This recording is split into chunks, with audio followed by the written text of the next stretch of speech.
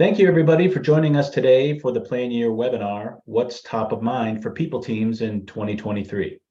My name is Colin White. I work in marketing at PlanYear, and today I'm joined by Tariq Hilaly, who's the co-founder and CEO of PlanYear, and Molly Presson, who's the VP of Commercial at PlanYear. PlanYear, if you're not familiar with us yet, we provide digital benefit solutions designed for benefits consultants, employers, and employees in the modern workplace. This will be a fireside chat style Q&A discussion in this webinar, and we'll be getting started in just a moment. But before we get started, I'd like to just go through a couple of housekeeping items. First off, we are recording this session, and we'll be sending a link to the recording afterward to all who participate. And second, if you have questions, we'd ask you to use the Q&A panel on the Zoom webinar screen to enter your questions at any time. We'll be handling questions throughout the webinar if needed, but also at the end. So if we don't answer your question immediately, feel free to enter an additional question or just wait until the end and we'll make sure to cover them. So with that, for today's presentation, I'd like to turn it over to Molly. Thank you, Colin. So for today's webinar, we have three engaging topics. First off, we'll have managing costs in a down cycle. And then we'll have a discussion around communication in hybrid and remote workforces. And then finally, we'll wrap up the webinar with overall 2023 benefit trends. So to kick things off, this topic seems top of mind for everyone, managing costs in a down cycle. So Tariq, question for you. How do we advise people teams on cost mitigation this year? Well, first, good morning, everyone. Nice to be with you this morning. So this is a tough one for people teams in particular. In recent years, the imperative has been on talent acquisition and retention, and cost really has not actually been a primary consideration. And so now, all of a sudden, as has happened in the past and has happened again, when these environments shift, they happen quickly. And a lot of times, the memo doesn't make it all the way across the organization. In other words, the organization start thinking about cost reduction, but they don't clearly communicate that everywhere. So as I looked at last year's renewal cycle, for example, a lot of people teams were starting from the perspective of what can we add and not particularly cost-focused.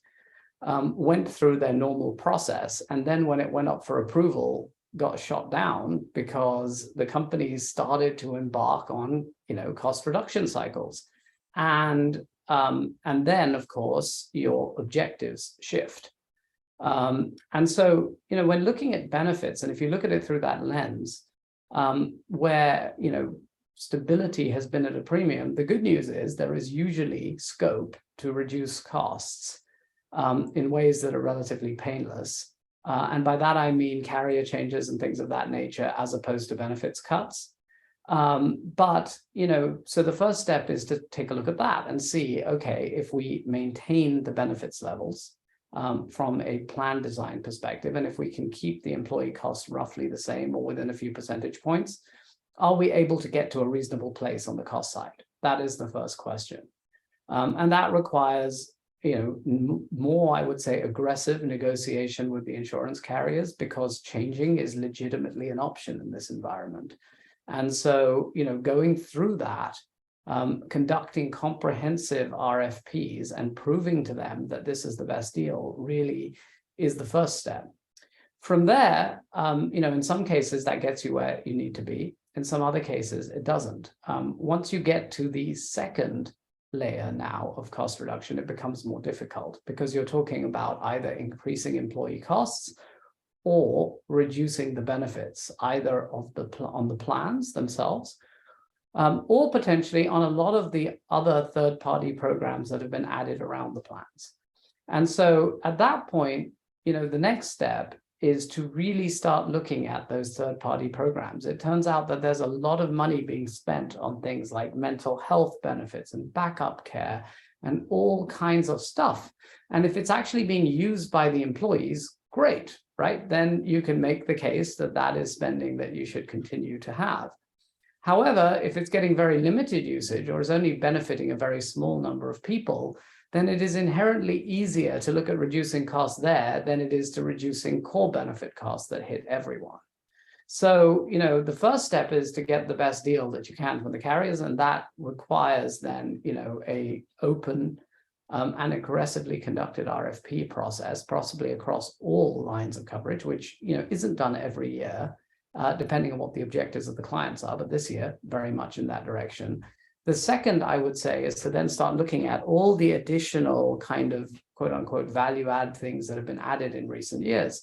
Obviously, some of those have worked, some of them haven't. The things that haven't should be cut because that is the most painless next place to look for cost reduction.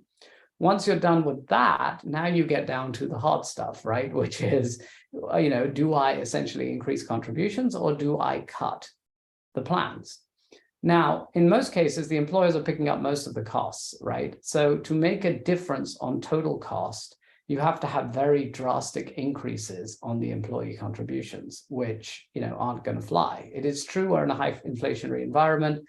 If you increase those contributions, maybe up to 10%, you can kind of get away with that in regards to costs of everything are going up. But, if the employer is covering about 90% of the total, which is frequently the case, and you increase employee costs by 10%, that gets you 1% of the overall, right? Which isn't an awful lot and has an outsized impact on the employee because it hits everyone, regardless of whether they use the plan or not. The second place you can go is plan design. And here, I think you can actually get potentially more than that. Deductibles are probably the hardest thing to change. They are impactful, but they're probably the hardest. Out-of-pocket maximums increasing are easier because very few people actually hit the out-of-pocket maximums. And I would say co-insurances ends up in the middle because, it only hits the people who exceed the deductible. So, I would say as a rule of thumb, go to the out-of-pocket maximums first, then the co-insurances if you have to, and then the deductibles are the least favored because they hit the most people and they're the things that people are most sensitive to. And then there are more subtle areas where you can actually get savings, like 4-tier pharmacy versus 3-tier being one. Another one is to increase the copays. Another one is, if you're hospitalized, for example, going to a co-insurance as opposed to a fixed copay. There are all sorts of sort of plan design tweaks that aren't as visible or as controversial that can be made to achieve additional savings. The other final thing to consider is bundling the dental, vision, life, and disability because, in the end, people care far more about medical than they do those other things.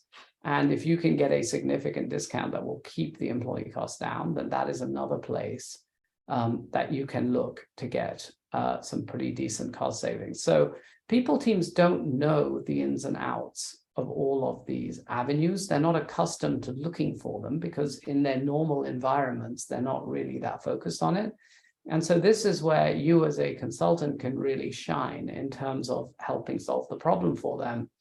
The harder part when you're at these inflection points, which was really more last year, I would say, than this year, is that you have to kind of guide them towards the fact that the environment's changed. They may not have heard it from within their own environment. And really get them to check in and figure out who are the decision makers and who do we need to socialize this with, because otherwise you could find yourself going right to the end of the line, only to then get shot down and not have much time to then put it back together again. So these are the real factors that one has to think about when looking at cost mitigation. Yeah, it's obviously a lot for people teams to think about. And, I think just with the general sort of macroeconomic trends, that's obviously causing folks quite a bit of anxiety across the board. If we are to, I guess, advise client teams on how they can get ahead of some of that renewal anxiety, as we think about kind of all of these different strategies that we're going to present to these people teams, and let's be honest, all the other things that people teams are managing, how do we advise them to kind of reduce that overall stress? So I think probably the biggest thing is to communicate with them early and often. For example, if you have a client whose claims are not running well, then they are likely to get a less favorable renewal. Obviously, there's nuance to that. If the driver of it is a preemie baby, you can argue it's non-recurring. Sure. At that point, it's likely that the incumbent carrier will try and give them a high renewal to claw back whatever they've spent. But then it's also true that the competing carriers will look at that as a one-off event and not really care that much. So in that case, you can tell them, look, if you have the preemie, you're probably going to get a high renewal from the incumbent carrier. You probably also, based on the utilization, will have alternatives that are much more favorable with other carriers. And you should start thinking about, which one is more important to you, stability or cost. A lot of times they'll say stability until they realize that, in fact, that stability will cost the employees anywhere from $50 to $200 a month, depending on tier. If you put that to a poll, you will find the highest users, who are maybe 2%, will say, I want to pay more for that stability. But 98% will say, I want good coverage, I want low costs, and I don't care whether I have to switch or not, because the network overlaps are very high. And so early communications are key. In that particular case, the communication would be, look, your incumbent's probably going to be high, the market's only going to be lower, and there's at best a 50-50 chance the incumbent will get real. So we should prepare for that. If the claims are bad and there's nothing non-recurring, then you have to prepare them to budget for that early. They don't like surprises. And so getting ahead of it so that they can start communicating around that, and also having the data so that they understand not only what you're telling them, but based on what information. And then you have to explain that to them in ways that they can then communicate it outside in the organization. One of the most frustrating things about this job is this is complicated stuff. And a lot of times when the client says, I'll get you in front of the right person, then you can answer all their questions. But when the client says, I'll do it, you prepare them to the extent you can, but then they get much deeper questions back from other folks. It can go sideways in a hurry. And as a vendor, that puts you at great risk, because at that point, when it's gone sideways, then one of your functions as a vendor is to be expendable to your client. And unfortunately, that is the frustrations of being in this industry, right? Which is, you can kind of see it coming. You try and tell them, but if they don't listen, it's going to be on you to an extent. I'm sure all of us have felt that one time or another.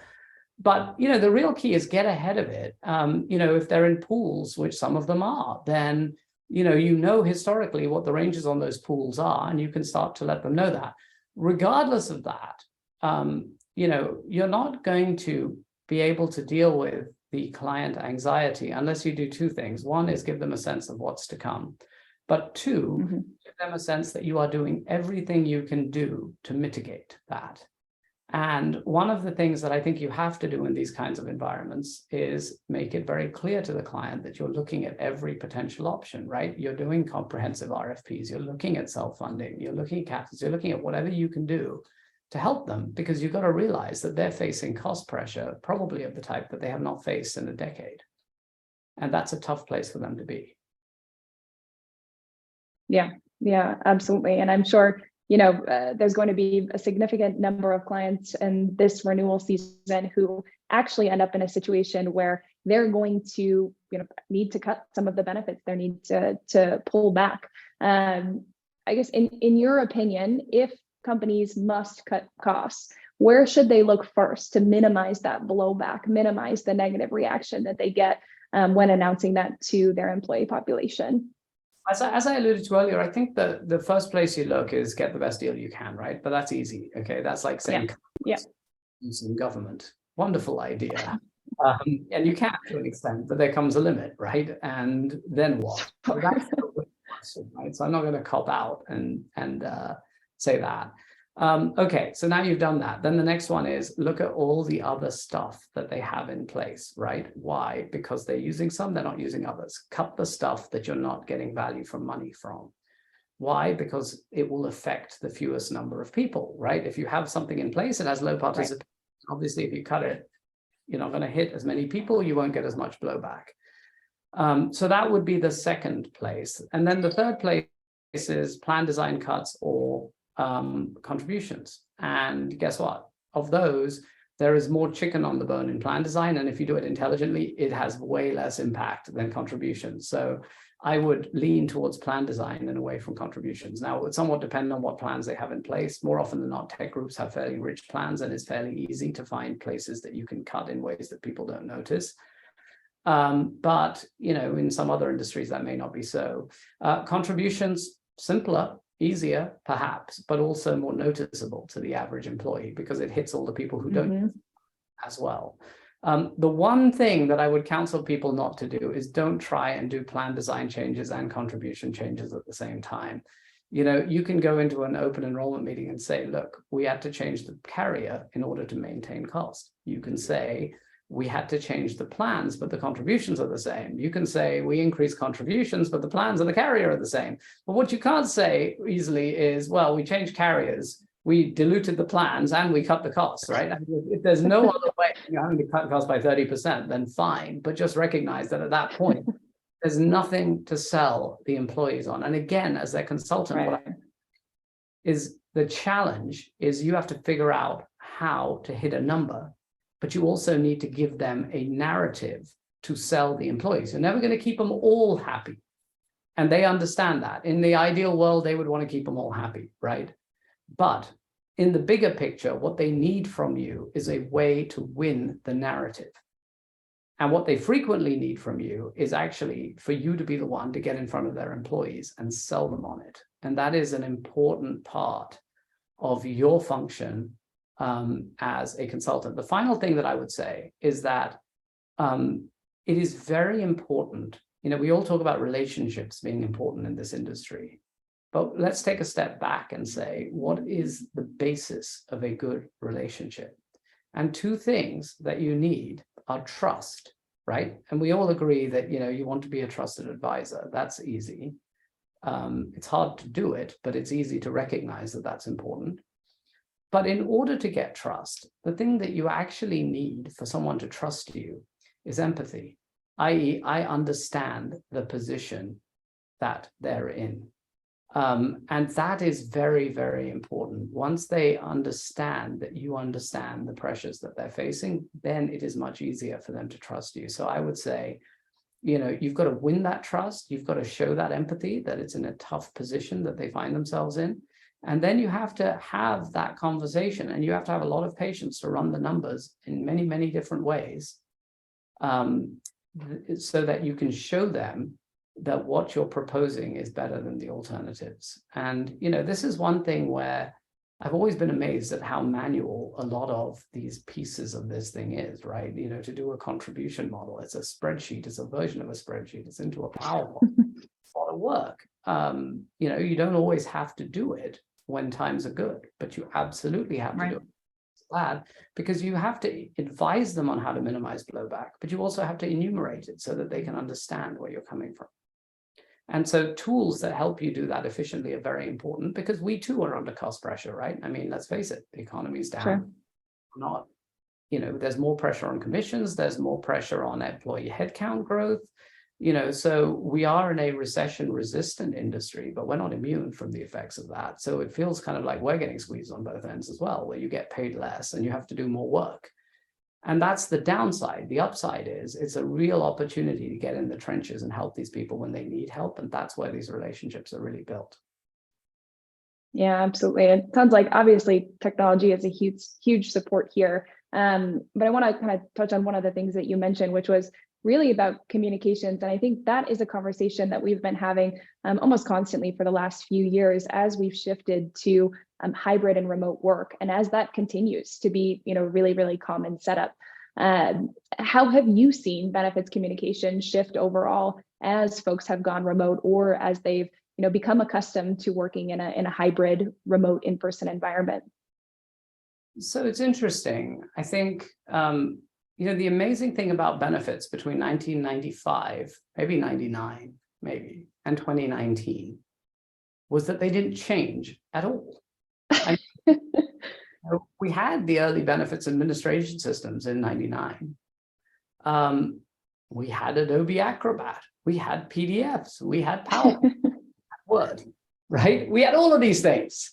And we even, it was slower, but it was there. But what did we do? We did open enrollment meetings in rooms full of people where they were supposed to sit politely and then wait till the end to raise their hand and ask a question in public when they probably didn't want to, or line up awkwardly at the end to try and talk to the presenter without overhearing someone else's private health information. Madness. Think of anything else that hadn't changed in 20 years. There's nothing, right? I mean, you know, the iPhone wasn't even a figment of Steve Jobs' imagination in 1999, right? Think about that. We thought Blackberries were revolutionary at that time. So, you know, think of it in that context. And guess what? These companies, tech companies, are thinking about changing the world, and they're selling their employees on, come here, we're doing things differently, we're doing it better. And what's the first thing that hits them? A PDF. I mean, hadn't changed at all. Along comes the pandemic. Now, all of a sudden, people are remote, right? And let me define remote, because I don't think people fully understand what it means, right? Or rather hybrid, I'm sorry. Hybrid is a combination of two things. It is working at home and being in the office, right? That's one, and that's one variation of it. The other variation is some people being in, say, San Francisco in an office, and other people being spread around the country, right? There's a hybrid model, which is in the office part of the time and out of the office some of the time. And then there is a hybrid workforce, which is, you know, a large pocket in one place, but a significant number distributed all over the place. And then there are variations of the two. The question is, how do you then do benefits communications to that kind of a workforce? And the answer is, you know, you'd start with the math. Let's say you have a 50% in-office population, 50% remote population. Let's say the company, between turnover and growth, turns over another 20 to 25% of its staff over a given year, right? And if you think of turnover plus growth, you probably will have that about that number. That means essentially that, you know, the majority of people are not there for open enrollment, right? Because, you know, they're half remote. Then on top of that, you got some people might not be coming in every day. Then on top of that, you got all the new hires and terms who come in and out at times when you're not in open enrollment. So it is important to note you've got 25, 30% maybe are served by the open enrollment meeting, 70% are not. You know, keep those numbers in mind and it will change the way you approach this. Okay, so what do you then do? Well, the first thing is, you know, you do virtual open enrollment meetings like, okay, a Zoom, great. Now, there are different ways you can do the Zoom. You can build a branded microsite, which is full of the company's colors and look and feel and has all the various benefits programs. You can embed a Zoom within the site and you can present it out of that site. And then you have what I would describe as a branded experience, right? Or you could do a Zoom where it's like, here's my PDF. I'm going to try and size it in this Zoom window. Through it, and it's not really interactive, and it doesn't have inline education. It doesn't have tools which will give them cost estimates on how their plans look and all of this good stuff, right? It is more important in a remote world to have those capabilities in terms of those microsites. It is important to not only make the open enrollment meeting available at the time, but to record it and embed it in that site. Why? So that when people are actually making their decisions, which usually is on the weekend or before the last day, frequently sitting on the couches with their spouses, they can actually pop open the open enrollment meeting at that time, fast forward through the pieces that they don't want to see, get to the bit they want to see, and then make a decision. You know, that is the first thing. If you wonder about the power of this, I actually had an open enrollment meeting for 1,000 employee group where they were doing a full carrier change, where they had taken this paradigm in the first year, in the year prior when it was a renew as is. And they were so comfortable with it, they said, even though we're changing carriers, no open enrollment meetings, tape the meeting, right? Wow. And embed it in the site. And then we're going to do an asynchronous open enrollment. That is the most, I would say, forward thinking I have seen, because then they basically directed people to the site. They could see the video when they wanted. They could fast forward to where they wanted. And then if they had detailed questions, rather than line up at the end, right? That's the last part of the open enrollment meeting you have to replace. You actually give them the ability to click on a link, open up a calendar and set up a one-on-one benefits consultation with a benefits expert. Now, why would you do that? Well, because rather than stand in line, waste your time and try not to overhear something that's very personal, Now you can pop open a calendar, pick a 20-minute window, and speak to someone at a time of your choosing with complete privacy. Which would you prefer? And that example, I'm trying to paint the picture of the way that benefits can and should have been done some time back, because the technology for this did exist some time ago. But the pandemic was a massive accelerant in terms of making people make the shift. And now the results are in and it's spreading, right? They talk to their colleagues, even the ones who haven't done this, to the ones who have, who said, you know what, the employee satisfaction is higher, and they're shifting in this direction. The good news again is that this actually is helpful to brokers in particular, because with the right technology, that actually reduces the amount of work. If you can have your benefits guide serve as the backbone of your open enrollment presentation, then you don't have to create two different presentations. You can get the data in the system once, you can use it in both places. In fact, done correctly, you could get from final decisions from benefits to creation of that site and content almost, at the click of a button. And that, again, if you look at how much work it is to actually get everything, get the PowerPoint, go through all the contributions, do all of that, then get it all into an open enrollment presentation, get it all into a benefits guide, it's a ton of work. And it's very easy to then make data errors in that, for which, you get roasted. Absolutely. Having systems where the data flows seamlessly throughout is tremendously helpful. And means you can provide a better experience, but you can also do it much more efficiently. This is probably one of the only areas that actually benefits from a virtual environment. Can actually kind of improve on the overall employee experience and ultimately even improve the experience for consultants doing the legwork behind the scenes. Yeah, look, the pandemic has been positive, I would say, overall from a benefits perspective. I mean, obviously there was a massive, sort of unprecedented human tragedy associated with it. But, putting that aside for a moment and looking at it from the perspective of it being an accelerant in pushing people to try things in an area where they'd historically been very risk averse, it pushed them to try it. The results are now in, and now that the results are in, it is much easier to adopt it. So it has been a great accelerant. For those brokers who are more tech forward, it is a massive opportunity. And for those who refuse and want to go back to the old world, at best, you've just cut your addressable market by half. And I would venture to say that over time, that half is going to get smaller and smaller and smaller with every year that goes by. So I would embrace the opportunity. I would not fight this, because the trend is clear. There might be a momentary snapback a little bit towards more in office now, but I think most labor experts and most people teams agree that the genie is out of the bottle and it's not going back.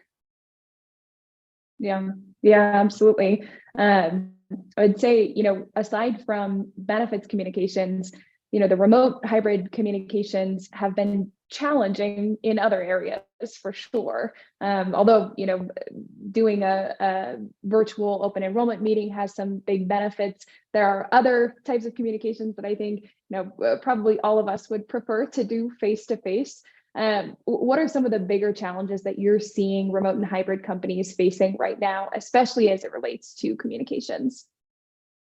Well, unfortunately, and it's a sign of the times, the biggest challenge that they're facing right now, honestly, is how to conduct layoffs in a virtual environment, right? Very difficult. In the old world, you used to get people in a room, the people who are staying, people who are going.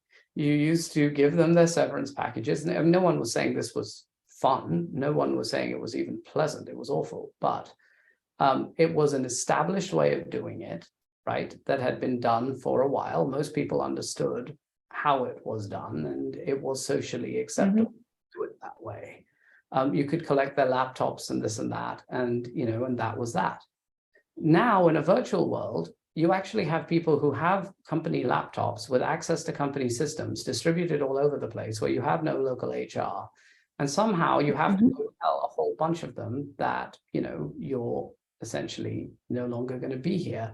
And if you just chop off access to their systems, which is what your security folks will say, and it's entirely appropriate, by the way, from a security perspective, then the downside is people start getting on Twitter or on LinkedIn saying, this horrible company cut me off and then, announced it at a group webinar, and it sounds horrible. It does. I mean, I don't disagree that it sounds terrible, but what's the alternative?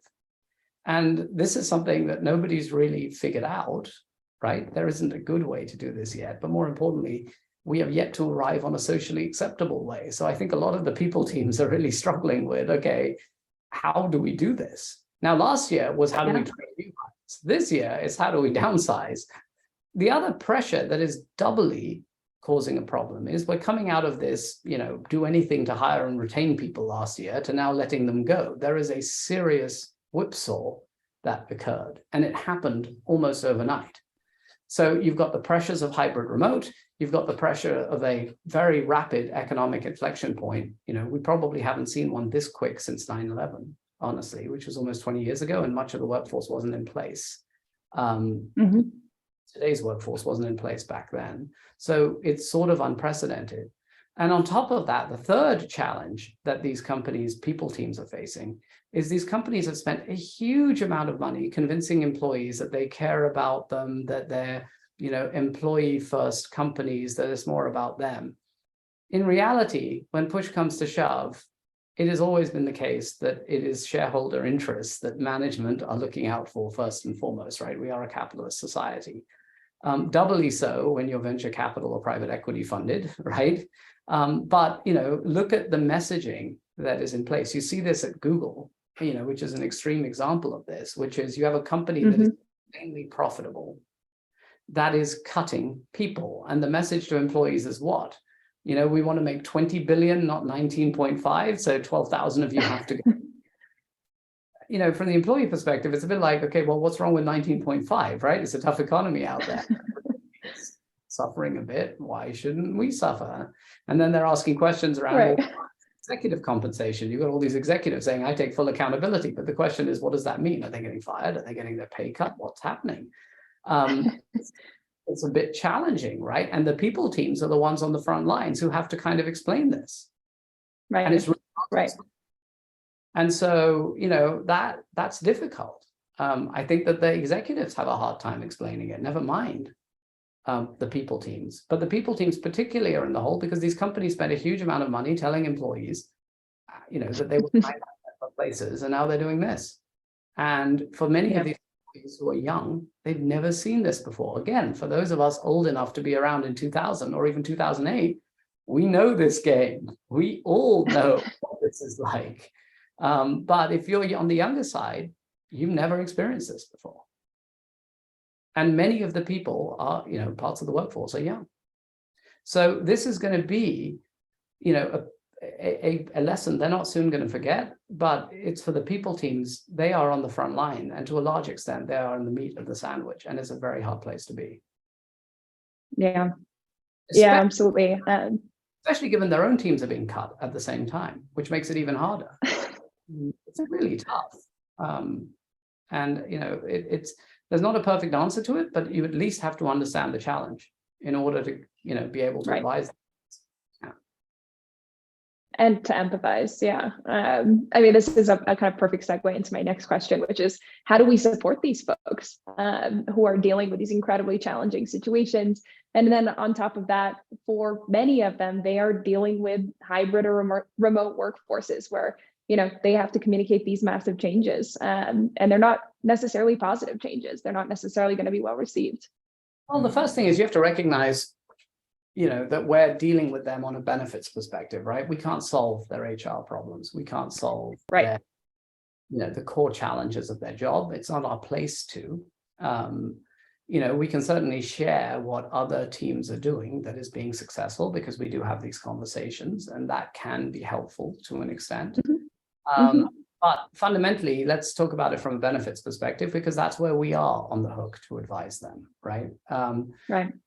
First goes back to what I said earlier, which is you need to figure out creative ways to, make sure that the spend is as efficacious as possible, which is to say, you've maximized their benefits dollar, because if the number of dollars are under pressure, then you have to figure out how to do that. So that is important, number one. Number two, you have to help them sell the employees on whatever you come up with. This is very important. They don't know, the people teams, exactly how to sell employees on this, right? You have to figure out what combination of levers to pull to get them where they need to be economically, and then how to craft that into a narrative to sell the employees on. And if you can do that, they will greatly appreciate what you're doing, much more so than if you do all the work and leave it to them to figure out how to sell it. So that is important. And then the third is that when you're dealing with laid off populations or other things, helping them through the COBRA process and helping them through the offboarding process is really important. They definitely do care about the employees being let go, but you also have to realize that a big part of the reason they want to go above and beyond in regards to those folks, beyond just the humanity of it, is because many of them know the people who are staying, and the people who are staying judge the company and the people teams in part on how their friends were actually treated. So making sure those COBRA notices go out quickly, making sure that those employees don't lose access to care, making sure that the people teams understand the pros and cons between reimbursing them if they're paying for healthcare benefits versus, paying the COBRA directly, in favor of COBRA. Much better for the employee, but then the flip side is some people who won't need it won't tell you that they don't need it, and you'll end up paying when you don't need to because they land in other jobs. So there are pros and cons. Sure. Having, advising them through that from a benefits point of view is very important. Yeah, absolutely. I can see how that would be a pretty big stress reduction when they're kind of managing the entire rest of that communication challenge. We've talked a lot about the changes that are happening overall. When it comes to 2023 and benefit trends, what do you think the biggest changes will be? Obviously, we have the pressure of the larger macroeconomic environment. How do you see that impacting benefits? What other types of changes do you expect to see this year? So I think there are two big things. One is technology is going to be rolled out more and more broadly. You can see this almost every day that goes by, that as people are more hybrid and more remote, people are rolling out more and more technology. And as some of the companies who are see others doing it successfully, they're becoming bolder and bolder. So we're definitely seeing, the rollout of technology in employee communications and in terms of automation is definitely happening. I think back office efficiency is a huge area that people are exploring. If they have less people, because people teams are being cut, probably more so than certain other parts of the company, that means you have less on the benefits program, which means they're going to lean more on their brokers, and they're going to look for more technology as a way of dealing with that. So if you have technology that can handle billing, for example, this is a big, big win from an employer standpoint, right? Because they don't have anyone to do that anymore. Sure. Doing it, to be honest, to begin with. If you can figure out how to integrate their payroll and their HRIS and their Ben admin so that they're not doing double entry, this is a big plus. If you can help them out, making sure that enrollments are done prior to the EDI feeds going live. There are all these things that they are going to be looking for help with because these teams are essentially leaner than they were before. And unfortunately, that means they will look for more from their broker. And if their broker won't do it, they might go find someone who can. That means that the broker has to have a third alternative, and the alternative is technology, because if that can help get the job done, it doesn't cost anymore, but it makes things more efficient. So I do think technology in numerous respects, as a function of automation, as a function of communication, is going to become a bigger and bigger deal. Honestly, to solve the benefits problem, you really need two things. You need great benefits advice, right, from a strategy and consulting perspective. But you also need technology consulting, because if you don't make it easy to run, then, okay, you can have the world's best benefits, but you're not going to deliver them in a way that either gets it to where it needs to be or gets it so that people understand and can appreciate all the things that you've done, right? To be successful in that, come up with the right strategy. You have to execute that strategy, but then you have to make sure you educate the employees enough that they actually appreciate that. And if you don't, right. And so I do think that they're going to be, big and continue to be, but probably even accelerating more technology penetration in all of this. So that's the first thing. The second thing is we're in a cost reduction cycle. And so last year it was all about what did we add? This year it's all about let's see what we added and let's see what's working and what's not, and then let's go change it, right? This is the, and right. For the most part, cut it if it's not performing in the way that we expected. So there's going to be a lot more evaluation of existing things as opposed to adding things.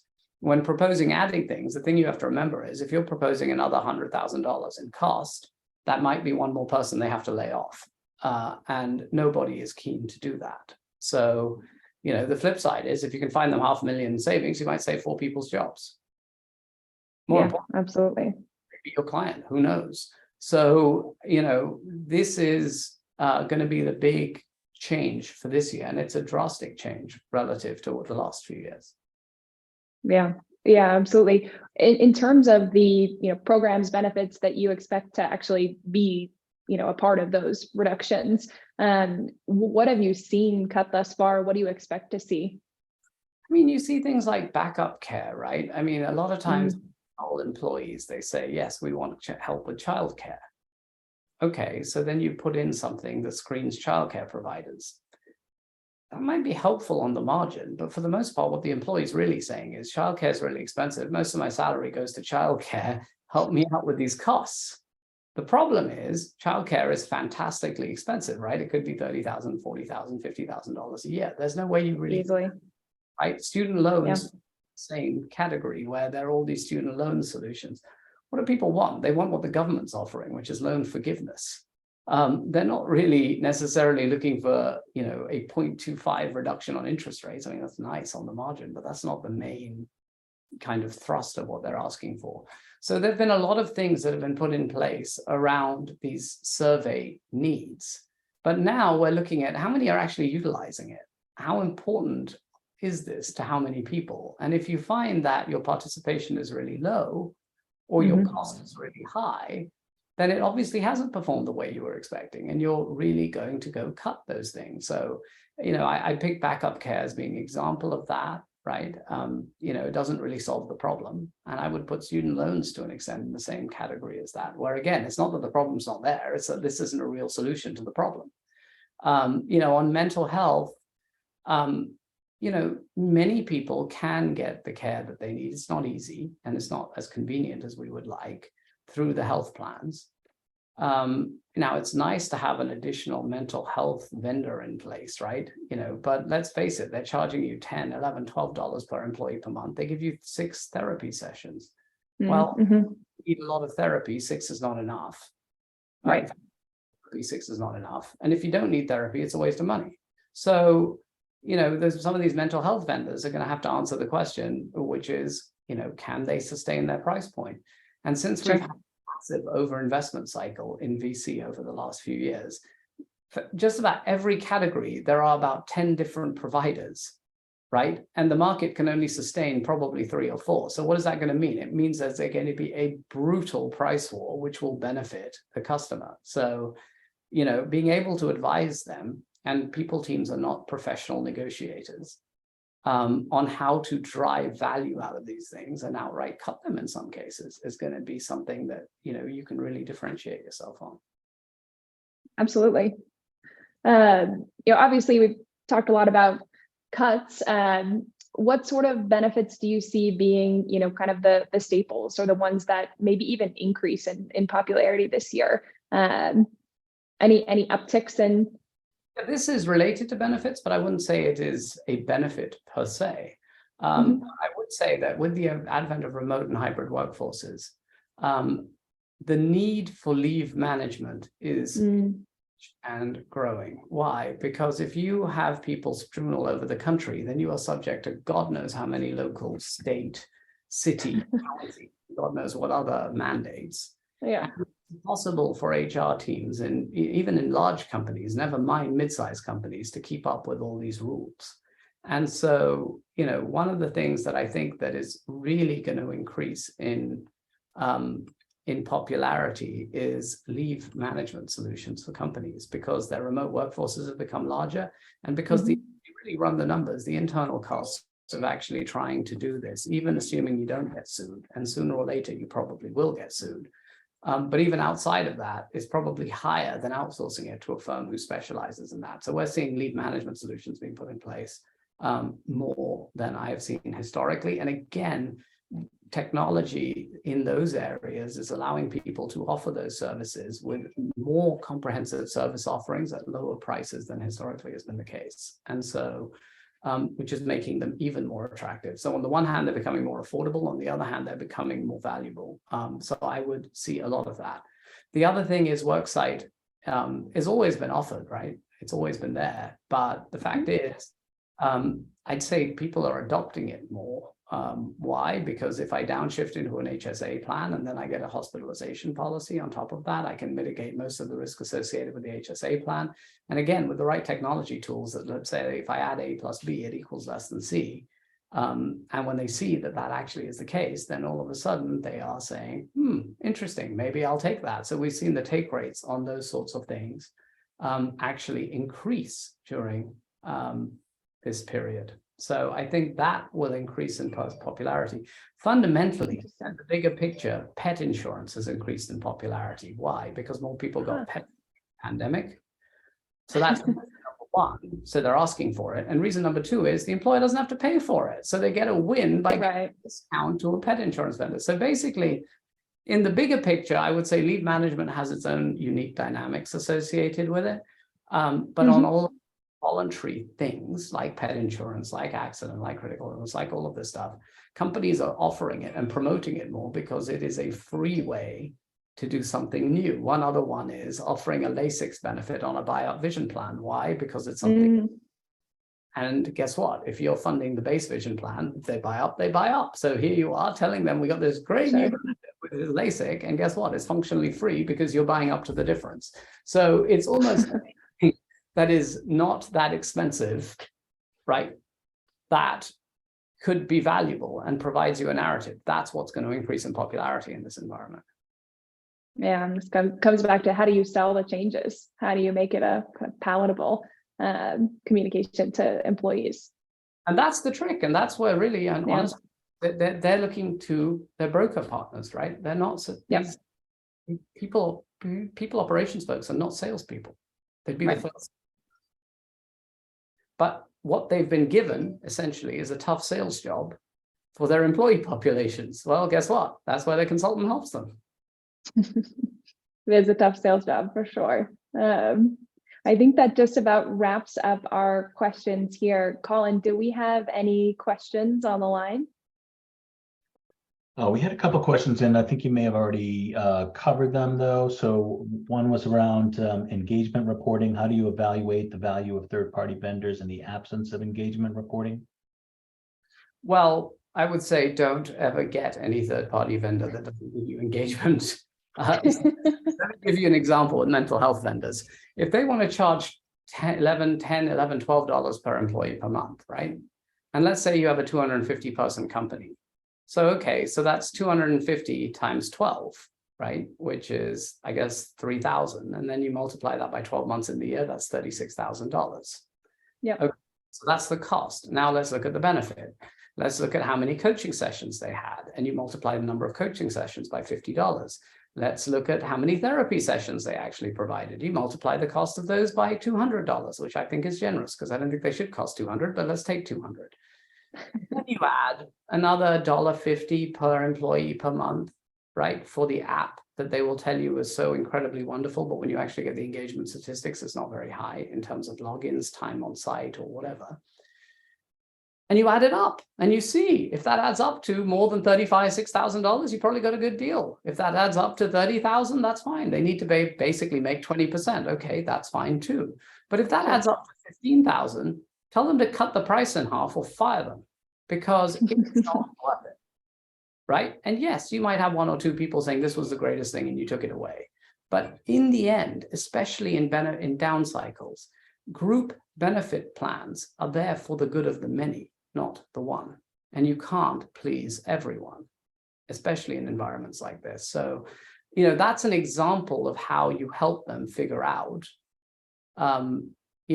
what the value of these things are. Now, not coincidentally, it took mental health vendors ages to actually give them this analytics and reporting, but Yeah. the market kind of forced them to do it at this point. And if you, as their consultant, help them run the numbers, you can help them figure out if it's worthwhile or not. And we've done this, for folks. Most of the time, they find that they're spending too much, and most of the time, when they figure that out, a year ago, they would have said, "Oh, let it be. I don't want to deal with it." This year, they're saying, "Cut it." That's great. We had a couple of other Makes questions. sense, yeah. Yeah, a couple of other questions that came in. I think you may have covered these, but just to reiterate, what are the most important employee-facing tools to provide to clients that brokers should provide to clients, and why?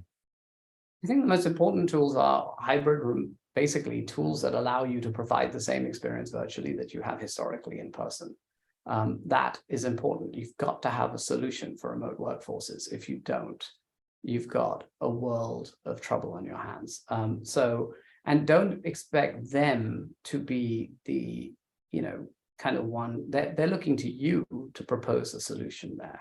The second is, helping them figure out their workflow, because they are doing more with fewer people now. And so to the extent that you can automate with integrated payrolls, HRISs, etc., this is also very important. So it's really all about, how do I do more with less? And now with an additional challenge of a remote workforce, and how do I actually provide the same experience remotely or better than I have historically in person? And so those are the things that they are really going to be looking for. Right. And then sort of related to that is, what are the most important employer-facing tools to provide to clients? Anything that makes it easier for them to run the benefits program. The reality is, the benefits programs are funny things, right? Nobody knows how much work it takes to actually run a benefits program. Nobody appreciates it until something goes wrong, and then all hell breaks loose. And so, the fact that these people are being asked to run them now with fewer people is very difficult and very stressful for them. And so, again, anything that can help them, like, a billing reconciliation as an example, or whatever it is that can actually help them run this thing, is going to be very much appreciated, because they may not have the internal resources to do it anymore. So, on the employer side, it's automation. On the employee side, it's really communication and collaboration. Right. So Tariq and Molly, I think that's all we have for questions, and I think we're running up towards the end of our time slot here as well. Before we sign off, I just wanted to reiterate how we did record today's session, and we will be providing a recording of the session to all who participated. Other than that, thank you for joining us today for our PlanYear Broker Series webinar. We look forward to seeing you at a future webinar in the PlanYear Broker Series. And thank you, Tariq, and thank you, Molly, for joining us today. Thank you. It's great. Thank you all. Bye-bye.